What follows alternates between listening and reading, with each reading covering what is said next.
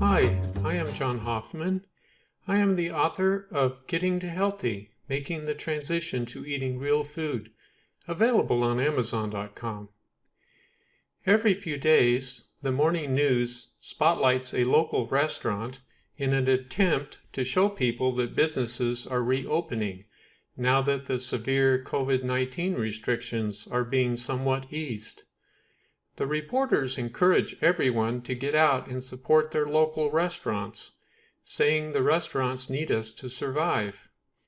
To entice us to do that, they show a table at the restaurant full of food taken from the menu.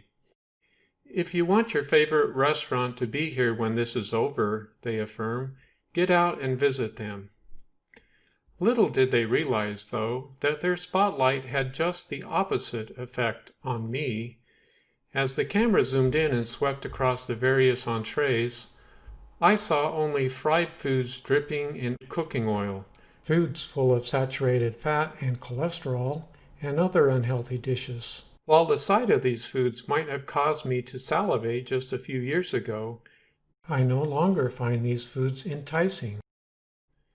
Part of the reason is because I know from reading books written by experts in nutrition just how unhealthy these foods are over the long term.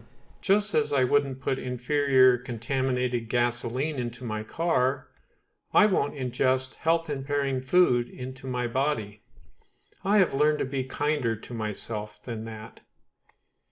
Another reason I no longer find these foods enticing is because my taste buds have changed.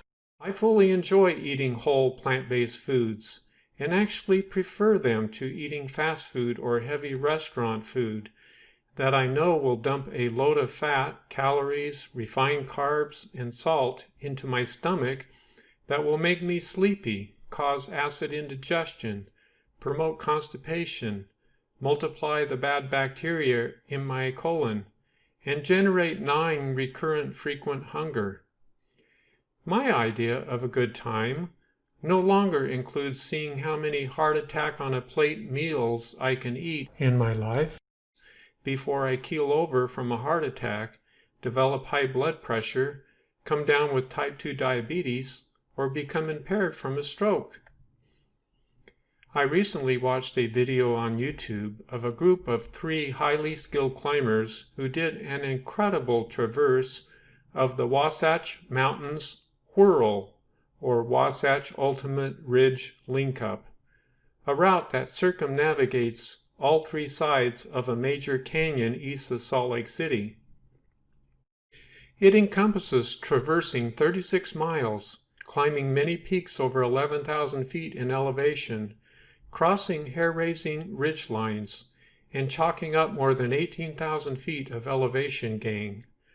Only a few of the very best climbers and mountaineers have successfully completed it, as it is very grueling, exposed in many places, and requires significant technical rock climbing skills, which these climbers performed without any ropes or climbing gear. I have seen this route up close myself, as I have traversed most of it over various mountaineering trips, but have avoided the extremely exposed ridges and technical ascents. The goal of this small group of marine tough mountaineers was to complete the whole route non-stop in about a day and a half. Their goal seemed utterly impossible to me, as some of the individual mountains on this route have taken me a full day by themselves to climb. After they climbed all day and well into the night, a supply party met them at a pass with some food so they could keep their packs light. To my utter disbelief, their headlamps revealed that the relief party had brought them pizza, soda, and other junky food.